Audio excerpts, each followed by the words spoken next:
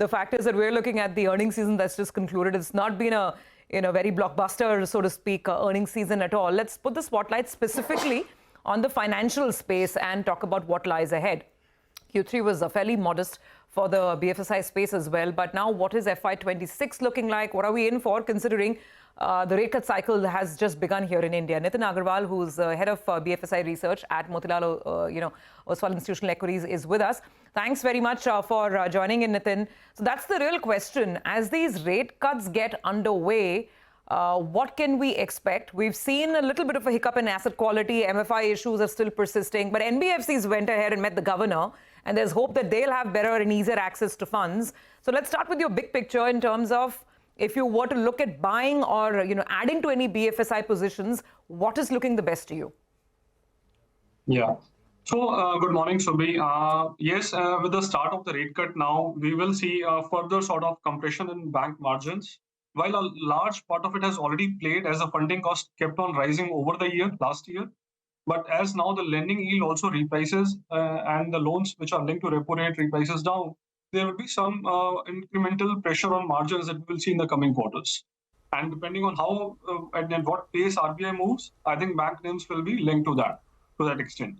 And NBFCs, on the other hand, select NBFCs, especially the ones who are in the vehicle business, will likely see NIM expansion because their large part of their borrowings comes from by way of banks. And as their funding cost comes down, they will likely see a uptick in their NIMs in the coming year or coming quarters, I will say. And but it will be for select NBFCs, I think, because especially for, say, housing finance companies, if you look at, I think they may still continue to see some NIM pressures. And the picture may remain mixed there. But for passenger vehicle players and the CV players, I think there is a good case of NIM expansion to play out over the year. All right. Hi, Nitin. Good morning and good to see you, Win. Let's focus on Kotak. Yesterday we had an exclusive chat. The top boss out there, Mr. Vaswani, had a chat with our top boss, Shreen. And what he said was, with the launch of 811, he hoped to add close to around 4 to 5 lakh customers a month. Do you think that number is something that you would be working with as well, or do you think he's being too ambitious? I think yes, because see, Kotak has lived through this ban over last 1 year. They navigated along still pretty well and handled all the uncertainties and still delivered a pretty reasonably good growth overall. And now with the ban getting lifted, I think the team overall is quite energized and looking to go for it and make up for the loss that they have seen in the past 1 year, because the market share in credit card has come down quite meaningfully. And now with the renewed focus on growing the consumer business, they have already done some acquisitions. And in the card space, while the overall markets are still not very conducive when it comes to unsecured loans, but Kotak, having not been able to grow in this kind of market, was kind of a blessing in disguise, I'll say. And to that extent, now as they come back fully in the market and look to grow the unsecured portfolio, I think the bank is better positioned to deliver stronger growth versus many other private names. So we have also upgraded Kotak alongside the 3Q results.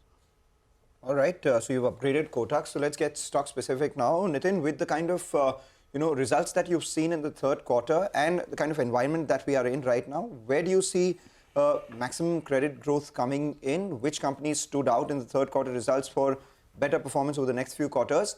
And from an industry standpoint, what is your expectation on credit growth and asset quality? Yeah. So, Mangalam, we are looking at overall around 10.5–11% kind of industry growth for this year.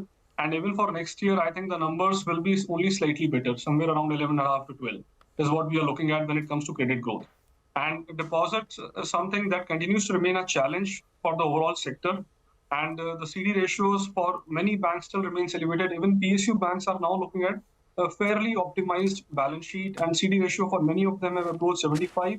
And few banks like Bank of Baroda are already in early 80s. So to that extent, I think deposits will continue to guide loan growth, while at the margin, given the regulatory steps in terms of the reduced repo rate, and which will continue likely, and alongside the measures on the budget that the government has announced, may spur some demand on the consumer side. But the actual translation of that in terms of growth, I think, will still be relatively controlled. And so to that extent, we are expecting only a slight uptick in FY26 growth numbers over FY25. And when it comes to stock, I think large banks are doing relatively much better in this part of the cycle, while NIM compression is playing out, but that pace has come down very meaningfully. And on the asset quality side, the larger banks, like you look at ICICI, HDFC, they're all reporting very stable trends. So the pain that we are seeing is very much limited to the unsecured segments, and within that, the MFI and credit card. And it's only impacting the select mid-sized banks and those players. And I think these trends are likely to continue, while overall credit costs will see some uptick, but we are penciling in a calibrated upticks over there. And to that extent, ROAs will still remain fairly healthy for the large banks, and that's where our preference lies in the current markets. Okay, so Gaurav, that explains why you like stocks like ICICI Bank, HDFC Bank. I think these are some of your large cap picks. On NBFCs, Nitin, you mentioned that some select NBFCs could actually see, that pressure on NIMs to come off. Maybe NIMs even improve, are you saying? Which ones would this be? Would Bajaj Finance make the cut? Essentially, what are you buying in NBFCs? I think, vehicle financiers looks interesting because the valuations overall are quite reasonable for them. And now with the way the utilization levels are expected to move up and in respect to the demand that is going to see some recovery, and alongside the funding costs which will come down, because for these vehicle happen by way of banks, borrowing from the banks, and that interest rate will come down and linked to the repo, and therefore players like Shriram, Chola may see some recovery in margins over the year. And these are the, Shriram is one name, MMFS is another name that we like a lot in the vehicle space. So Shriram, MMFS are the names that we like. Okay, so Shriram and Mahindra Financial as well. Final question, Nitin. I mean, we've seen the MFI stress, and you're saying probably the worst of it is has played out or is playing out now in the fourth quarter. Is there any other pocket in tier 2 banking as well? Any other accidents that we need to be watchful of, potential accidents? Because all the banks you named are the pristine quality A-grade banks. What about tier 2 lenders and anything else? Any other red flags on the horizon? I think, MFI as a space still continues to face the headwinds. We are still not fully out of it. And once the new guardrails comes into effect from the next quarter, we will still need to see how the industry takes up to that, how the borrower behavior is, and what kind of growth rate are we really looking at. So possibly the stress and the elevated credit costs will continue for a couple of more quarters, and hopefully from second quarter of 26, you will see the normalcy returning to the sector. And while there has been an improvement in collection efficiencies across states on a month-on-month basis, but this is still not good enough to take them home. And to that extent, I think the overall slippages and the credit cost will remain elevated, and it will take time for the sector to come out of it, and because there are very acute problems of over-leveraging. And this guardrail related impact is something out there which also needs to be watched out for. Right, Nitin, thank you so much for joining in. Always a pleasure speaking with you.